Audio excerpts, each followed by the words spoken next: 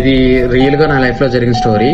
హైదరాబాద్ లో జాబ్ చేసుకోవడానికి నేను మా ఫ్రెండ్ అయితే వెళ్ళాము. సో అక్కడైతే మాకు నియర్ బై లో ఒక పీజీ అయితే చూద్దాం, ఆ పీజీలో జాయిన్ అవుదాం ఫిక్స్ అయ్యాము. సో మాకు ఆఫీస్ దగ్గరలో మాకున్న బడ్జెట్ లో ఒక పీజీ అయితే సెట్ అయింది. ఆ పీజీ అయితే బయట నుంచి చూస్తే మాకైతే భయంకరంగా అనిపించింది. సో మా దగ్గర అయితే బడ్జెట్ లేదు, సో ఇది బెస్ట్ లే అనుకుని మేమైతే ఆ పీజీలో జాయిన్ అయిపోయాం.